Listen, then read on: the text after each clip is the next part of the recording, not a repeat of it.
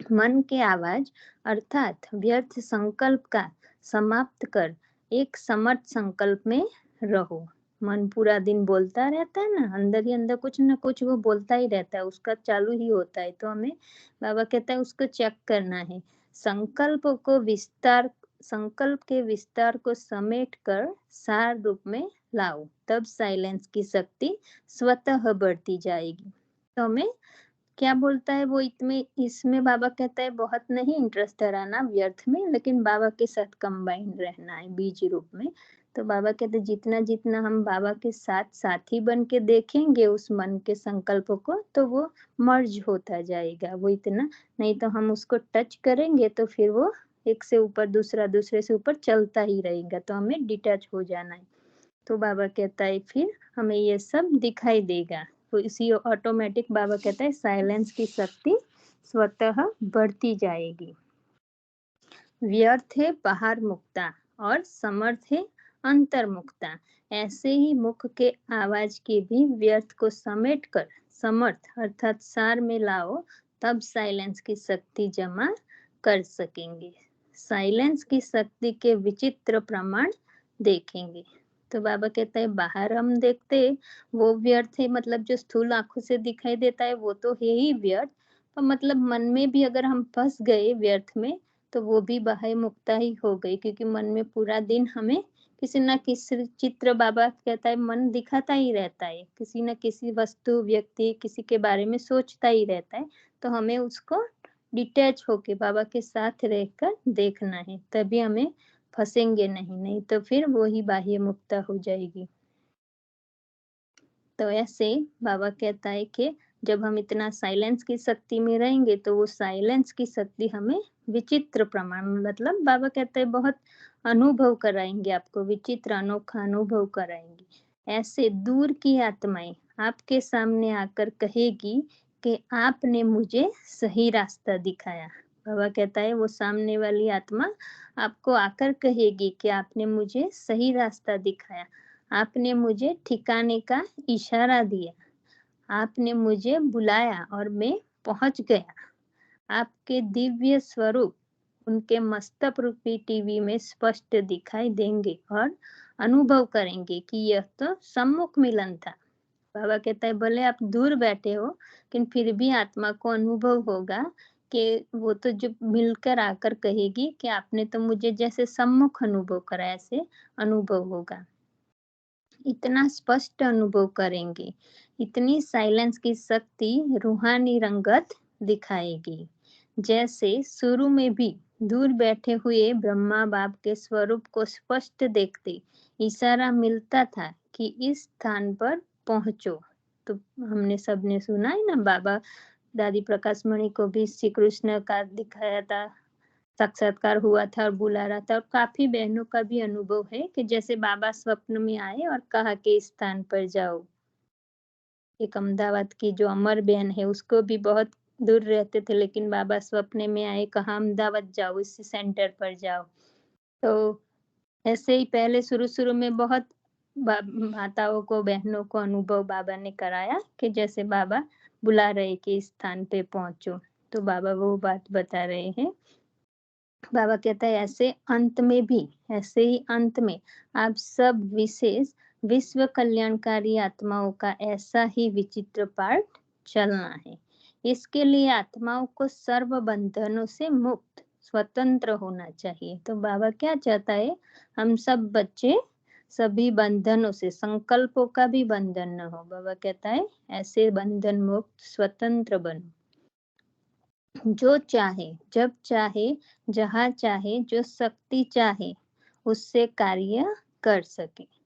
ऐसी निर्बंधन आत्मा अनेकों को जीवन मुक्त बना सकती है। बाबा कहता है हम अगर वो पुरुषार्थ करेंगे निर्बंधन का, तो हमारे द्वारा, बाबा कहते हैं ऑटोमेटिक, हमें कुछ नहीं करना, ऑटोमेटिक अनेक आत्माओं भी जीवन मुक्त बना सकते हो। बाबा कहते हैं वो भी बंधन से छूट सकते हैं। समझा कितनी ऊंची मंजिल है? बाबा पूछ रहे, बाबा कहता है समझा कितनी ऊंची मंजिल है, कहाँ तक पहुंचे हैं, पहुंचना है। कहाँ तक पहुंचना है। बेहद सेवा की रूपरेखा कितनी श्रेष्ठ है। अनेक मेहनतों से छूट जाएंगे। तो हम ये पुरुषार्थ करेंगे। बाबा कहते हैं अनेक मेहनत जो अलग अलग पुरुषार्थ करने में लगे ना, बाबा कहते हैं एक ही करो, साथी और साक्षी। तो बाबा कहते हैं अनेक मेहनतों से छूट जाएंगी, लेकिन एक मेहनत करनी पड़ेगी। ऐसी हिम्मत है? बाबा पूछ रहा है। बाबा कहता है ऐसी हिम्मत है, एक मेहनत तो हमें जरूर करनी पड़ेगी आत्मीय अभिमानी स्थिति बनाने की। अभी महाराष्ट्र वालों से बाबा बात कर रहे। महाराष्ट्र को कोई महान कार्य करना चाहिए। महाराष्ट्र ऐसी कमाल करके दिखाए, विहंग मार्ग की सर्विस तब होगी। बाबा भी महाराष्ट्र वालों को कह रहे कि ऐसे कोई कमाल करके दिखाओ जिसे विहंग मार्ग की सर्विस हो सके। एक सेकंड में कहां से कहां पहुंच सकते हो। महाराष्ट्र नाम से ही महान आत्मा बनना सहज होना चाहिए। हर कर्म महान, बाबा कहता है हर कर्म महान, हर बोल महान। सर्व महाराष्ट्र निवासी ऐसे महान हो ना बाबा, ऐसे महान हो ना। जिस भी आत्मा को देखे तो महान आत्मा अनुभव हो। बाबा कहता है हम सबको करना है। बाबा कहता है आपको देखे तो अनुभव करे कि ये कोई महान आत्मा है, हमारे से अलग है। बाबा कहता है ऐसे हो ना। टीचर्स क्या समझती है? महाराष्ट्र में तो कोई समस्या होती नहीं होगी ना। बाबा कहता है महाराष्ट्र में तो कोई समस्या होती नहीं होगी ना। जहाँ महान है वहाँ समस्या समाप्त। बाबा कहता है महान पवित्र आत्माएं हैं तो समस्या तो आपे ही समाप्त हो जाती है। महाराष्ट्र अर्थात महात्माओं का राष्ट्र, राष्ट्र अर्थात स्थान, जगह। बाबा कहता है तो स्थान और स्थिति समान है ना। सिर्फ यही याद रखो कि हम समान है तो नंबर 1 हो जाएंगे। समान माना, बाबा कहता है स्थिति और स्थान में भी महान, और फिर बाबा जैसे समान, बाप समान। बाबा कहता है सिर्फ यही याद रखो कि हम समान है तो नंबर 1 हो जाएंगे। महाराष्ट्र का जोन नंबर 1 में है, पूछ रहा है बाबा। महाराष्ट्र का जोन नंबर 1 में है। नंबर 1 की निशानी है माया को भिन्न करने वाले विजयी।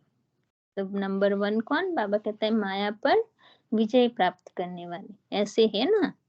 क्या क्यों तो नहीं है ना। बाबा कहता है क्वेश्चन तो अभी तक नहीं है ना, क्या करे, कैसे करे, क्यों करे। बाबा कहते हैं तो नहीं है ना। ऐसे सदा समर्थ, सदा एक श्रेष्ठ संकल्प और श्रेष्ठ स्थिति में स्थित रहने वाले, बाप समान, सदा विश्व कल्याणकारी, सदा एक ही लगन में मगन रहने वाले, ऐसे श्रेष्ठ आत्माओं को बाप दादा का याद प्यार और नमस्ते। हम सब रूहानी बच्चों का रूहानी बाप दादा को याद प्यार और नमस्ते। शुक्रिया बाबा, शुक्रिया। अभी टीचर्स के साथ बाबा की मुलाकात। टीचर्स का महत्व तब है जब सदा मन वाणी कर्म संपर्क में महानता दिखाए, क्योंकि टीचर्स को महान बनने के साधन मिले हुए हैं। बाबा कहता है टीचर्स का, बाबा ने आज हम सबको भी कहा ना साकार में। बाबा कहते हैं आप भी मास्टर टीचर, टीचर के बच्चे टीचर हो ना, तो हम सबको अप्लाई होता है। बाबा कहता है टीचर का महत्व है जब सदा मन वाणी कर्म संकल्प में महानता दिखाए, क्योंकि टीचर्स को महान बनने के साधन मिले हुए हैं।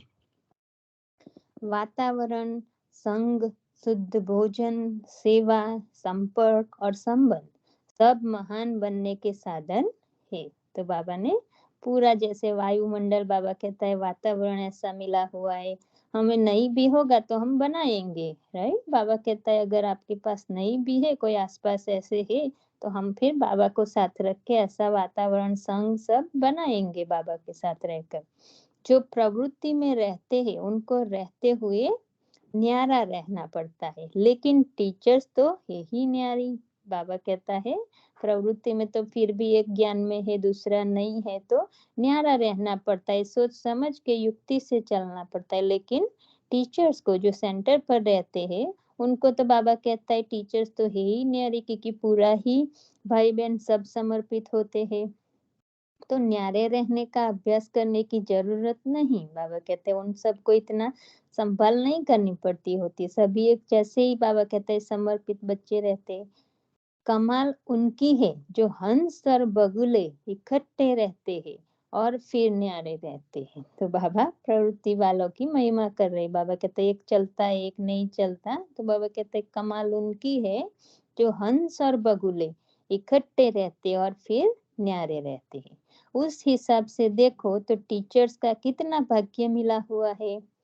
तो उन लोगों को तो ये सब सोचना नहीं पड़ता ना, बाबा कहता है वो तो है ही अकेले। तो बाबा कहते हैं उन हिसाब से समर्पित बहनों का बहुत बड़ा भाग्य मिला हुआ है। टीचर्स के लिए पुरुषार्थ सहज है, ऐसे अनुभव करते हो या मुश्किल लगता है? टीचर्स को अगर कहीं भी मुश्किल लगती है तो उसका एक ही कारण है, वह कौन सा है? बाबा कहते हैं अगर कोई मुश्किल नहीं है फिर भी लगता है तो उसका कारण क्या है? टीचर्स अगर सारा समय अपने को बिजी रखे तो कभी भी मुश्किल ना हो। तो बाबा कहते हैं फ्री नहीं रहना, हमें कुछ न कुछ करना है, बिजी रहना है। मन बाबा कहते हैं वाणी सेवा या फिर मनसा सेवा या फिर कर्मणा सेवा, कुछ भी करके बिजी रहना है। बिजी कैसे रहे?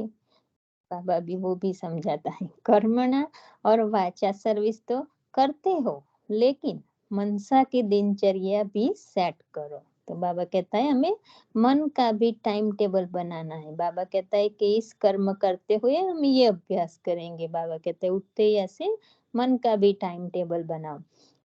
अभी बाबा समझा रहे। नंबर 1, मनसा भी बिजी रहे तो माया जीत सहन बन सकते हो। अगर मनसा में मतलब बुद्धि इधर उधर व्यर्थ में नहीं जाएगी, श्रेष्ठ संकल्पों में बाबा के ज्ञान में रमण करेंगी, तो बाबा कहते हैं माया जीत सहज बन सकते हो। अगर अपने को फ्री रखते हो तो फ्री देख माया भी आती है।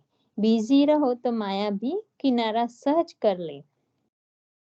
अपने को बिजी करना नहीं आता है, मनसा का चार्ट बनाना नहीं आता है, तभी माया आती है या मुश्किल लगता है। तो पहला कारण बाबा ने क्या बताया? बाबा कहता है मन का चार्ट रखना नहीं आता, फ्री रहते हो बुद्धि से, मन बुद्धि से, इसीलिए मन बुद्धि इधर उधर भटकती रहती है, इसीलिए बाबा कहता है ये मुश्किल लगता है। फिर अभी दूसरा बाबा बता रहे, बिजी रहने के लिए जितना पढ़ाई की तरफ अटेंशन होगा तो अपने आप को बिजी रख सकेंगे। तो बाबा की मुरली जो बाबा सिखाते उसमें चारों ही सब्जेक्ट आ जाते हैं। बाबा कहते हैं उसमें ही पढ़ाई में बुद्धि हमारी रहे, अटेंशन उतना बुद्धि में पढ़ाई में रहे, तो बाबा कहता है तभी आप बिजी तब भी रह सकते हो। पढ़ाई से दिल की प्रीत होनी चाहिए। तो स्कूल में भी हम देखते हैं कोई बच्चे को पढ़ाई में स्कूल जाना अच्छा लगता है, किसी को पढ़ना नहीं अच्छा लगता।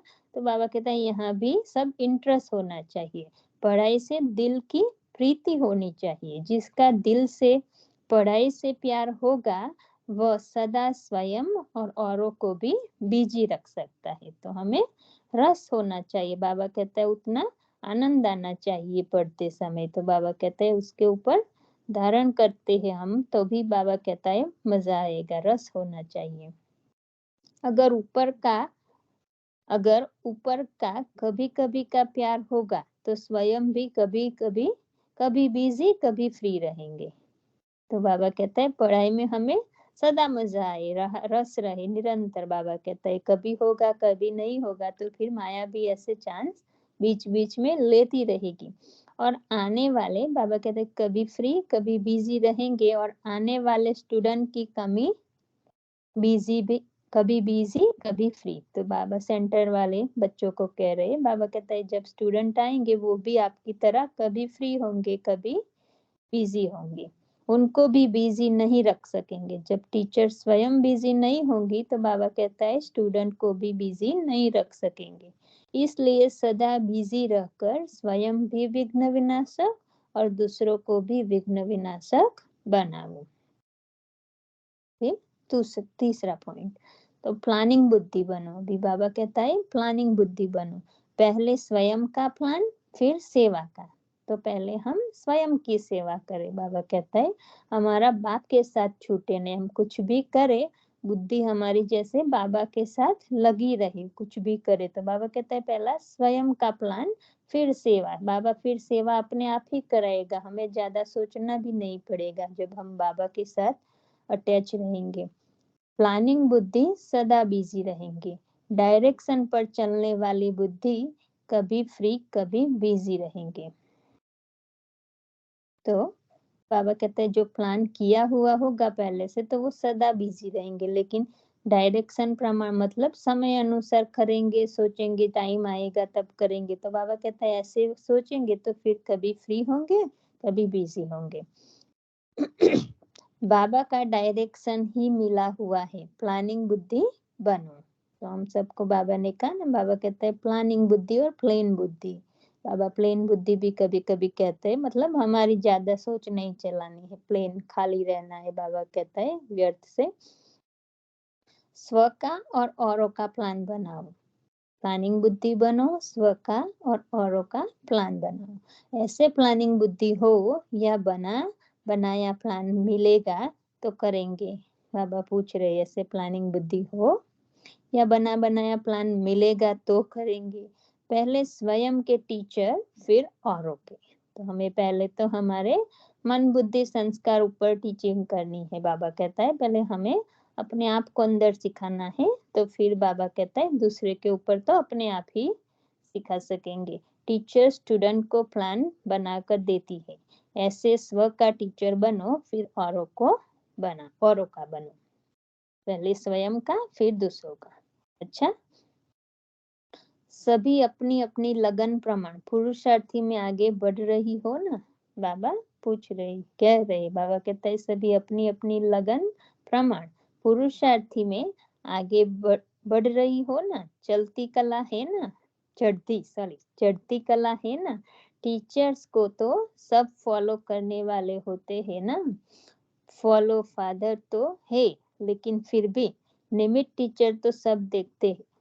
तो बाबा कहते हैं फॉलो फादर तो है ही, ब्रह्मा बाबा को तो फॉलो करना ही है, लेकिन फिर भी सेंटर पर जो स्टूडेंट आते हैं वो तो टीचर को, निमित टीचर को तो देखते हैं ना। अगर देखने वाला आईना ही खराब होगा तो बाप भी क्या स्पष्ट दिखाई देगा। तो बाबा कहता है अगर हम जो भी निमित्त बनी हुई टीचर से, बाबा कहता है वही फिर इतनी क्लियर नहीं होगी, तो बाबा कहता है फिर उस आईने में बाबा भी कैसे स्पष्ट दिखाई देगा। आईना अगर स्पष्ट और पावरफुल है तो कोई भी चीज को स्पष्ट और सहज देख और अनुभव कर सकते हो। तो बाबा यहाँ एक स्थूल का भी, जैसे शीशे में भी कोई शीशा क्लियर हो, मिरर, तो बाबा कहते हैं आप स्पष्ट अपने आप को देख सकते हो, लेकिन उस पर डस्ट जमा हो या कोई ऐसा वैसा शीशा हो तो बाबा कहते हैं पूरा क्लियर पिक्चर नहीं दिखाई देता। ऐसे स्पष्ट और पावरफुल आईना हो जो कोई भी सामने आए और बाप का स्पष्ट अनुभव कर सके। अभी बाबा कहता है कंप्लेंट नहीं करो, कंप्लीट बनो। बाबा कहता है हमें किसी की कंप्लेंट नहीं करनी है, हमें स्वयं को सुधारना है, स्वयं को देखना है और फिर कंप्लीट बनना है। बाबा कहता है जब कंप्लेंट समाप्त तो कंप्लीट बनते जाएंगे। तो बाप दादा को टीचर्स की कोई भी कंप्लेंट सुनना अच्छा नहीं लगता। बाबा कहता है कोई टीचर किसी की कंप्लेन करते है ये ऐसा है वो वैसा है, इसी कारण ऐसा हुआ, तो बाबा कहता है वो बाबा को नहीं सुनना, वो बाबा को अच्छा नहीं लगता। बाबा क्या चाहता है जो भी परिस्थिति हो उसी में अच्छी तरह से आगे बढ़ के दिखाओ। टीचर्स, बाबा कहता है वही टीचर्स अगर कोई कंप्लेन करे कि मैं कमजोर हूँ, माया आती है, या जिज्ञासु संतुष्ट नहीं रहते हैं, या मैं संतुष्ट नहीं रहती, ऐसे कोई भी कंप्लेंट टीचर की सुनना भी अच्छा नहीं लगता। बाबा को ये कुछ भी सुनना अच्छा नहीं लगता। टीचर्स का काम है सबको कंप्लीट बनाना, पहले खुद बनना फिर दूसरों को बनाना। अगर खुद की कंप्लेंट होगी तो कंप्लीट, खुद की कंप्लेंट होगी तो कंप्लीट कैसे बनाएगी? टीचर्स को कभी भी अपने पुरुषार्थी में कोई कंप्लेंट नहीं रहनी चाहिए। कंप्लेंट अर्थात कमी। बाबा कहता है जो खामियां हैं, कोई भी कमी नहीं रहनी चाहिए। टीचर्स अर्थात संपन्न, टीचर्स अर्थात विघ्न विनाशक। टीचर की महिमा बाप समान है। जो बाप की महिमा व टीचर की महिमा। समझा टीचर्स का क्या महत्व है? ऐसा अविनाशी संगठन बनाओ जो कोई भी कंप्लेन न रहे। बाबा कहता है कोई ऐसा अविनाशी, जो विनाश मतलब टेम्पररी नहीं, निरंतर कांस्टेंट चले, ऐसा अविनाशी संगठन बनाओ जो कोई भी कंप्लेंट न रहे। वृद्धि बहुत कर रही हो, सिर्फ विघ्न विनाशक बनो और बनाओ। तो बाबा कहता है संख्या तो बहुत बढ़ रही है, लेकिन अभी बाबा चाहता है कि हर एक बच्चा निर्विघ्न हो। भी पार्टियों के साथ बाप, टीचर और सदगुरु, इन तीनों संबंधों से तीन प्राप्तियां। बाबा भी पार्टियों से बात कर रहे हैं। सदा तीनों संबंध से वर्षे को, पढ़ाई को और घर को याद करते चलते हो। बाबा पूछ रहा है, बाबा ने जो तीन संबंध बताए ना, बाप, टीचर, सदगुरु, तो बाबा कहता है सदा ये याद रहता है कि पढ़ाई क्या है, वर्षा क्या है, और अभी बाबा के साथ, गुरु सदगुरु के साथ घर भी चलना है। ये सदा याद रहे। बाप से वर्षा मिला, टीचर से संबंध से पढ़ाई मिली और सदगुरु के संबंध से घर का रास्ता मिला और साथ चलेंगे। तो तीनों संबंध से जो तीनों प्राप्तियां होती है, वह संबंध और प्राप्ति सदा याद रहता है। बाबा पूछ रहे हमें कि सदा याद रहता है।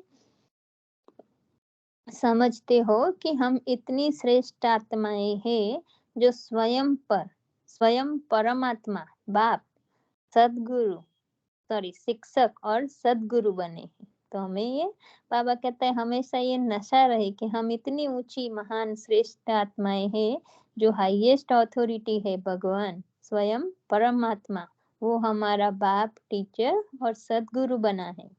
इससे बड़ा भाग्य और किसी का क्या हो सकता है?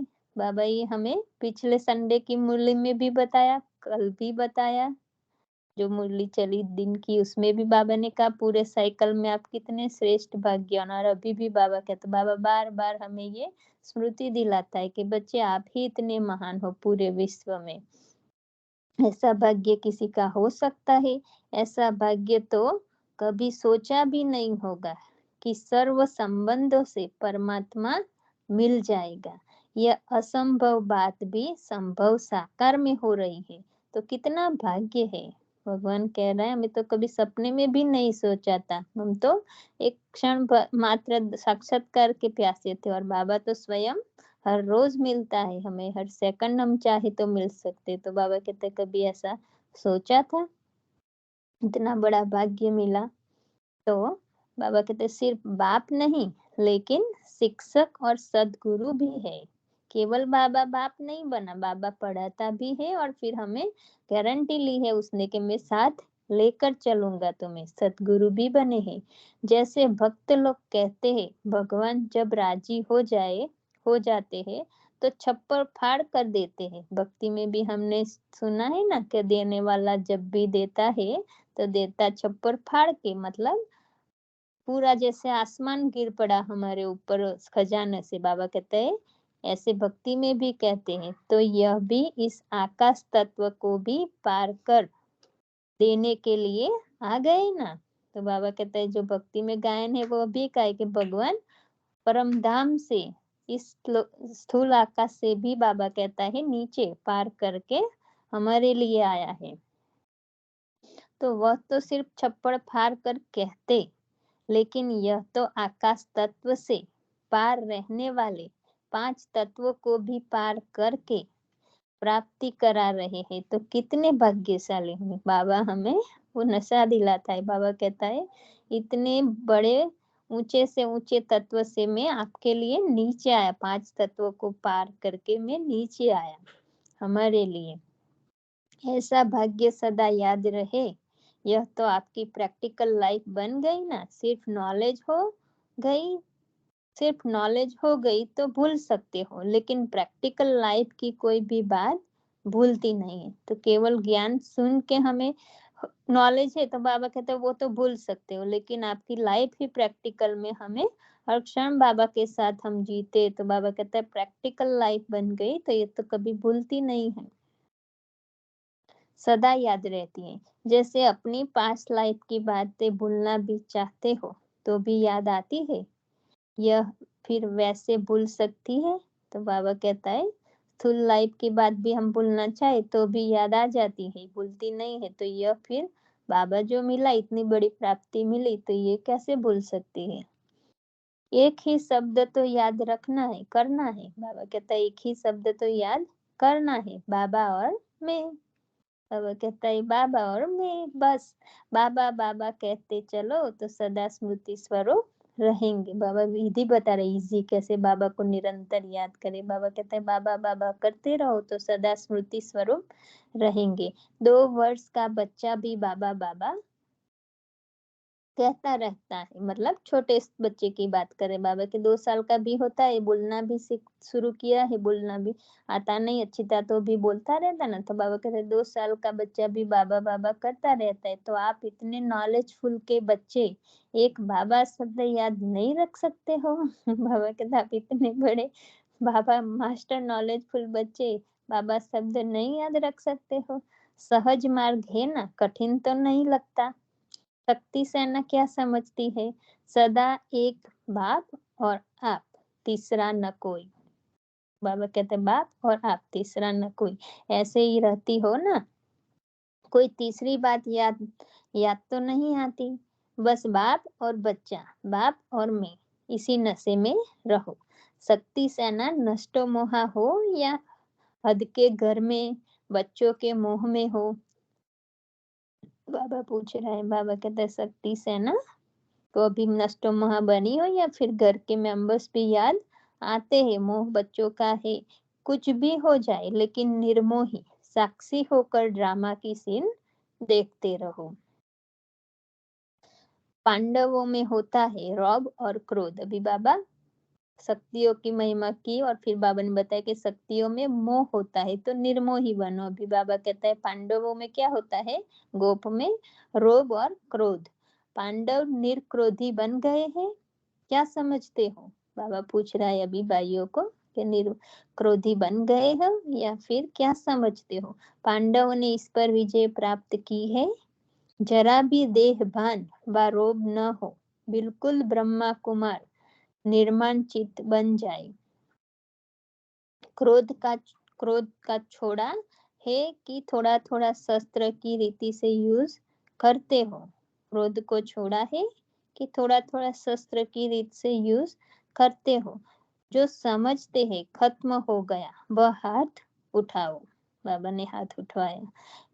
कोई गाली भी दे, कोई झूठा इल्जाम भी लगाए, लेकिन आपको क्रोध न आए।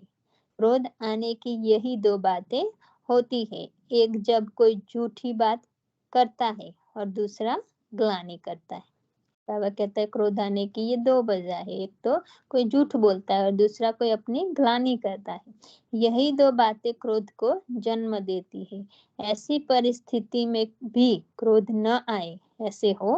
बाबा पूछ रहे हैं कि ऐसी कोई बात हो जाए तो भी आपको क्रोध न आए ऐसे बने हो। अपकारी के ऊपर उपकार करना, यही ब्राह्मणों का कर्म है। वह गाली दे, आप गले लगाओ, यही है कमाल। इसको कहा जाता है परिवर्तन। गले लगाने वाले को गले लगाना यह कोई बड़ी बात नहीं, लेकिन निंदा करने वाले को सच्चा मित्र मन से मानो, मुख से नहीं। बाबा इतना डीप समझा रहे। बाबा कहते हैं ऊपर ऊपर से नहीं बोलो, अंदर से स्वीकार करो, मन से। जो निंदा करता है उसको भी मित्र बनाओ, मन से बनाओ, मुख से नहीं। ऐसे बने हो जब ऐसा परिवर्तन हो जाएगा तो विश्व के आगे प्रसिद्ध हो जाएंगे। जो दुनिया समझती है नहीं हो सकता वह आप करके दिखाओ, तब कहेंगे कमाल। अच्छा, ओम शांति। शुक्रिया बाबा, शुक्रिया। आप सभी आत्माओं का बहुत बहुत शुक्रिया।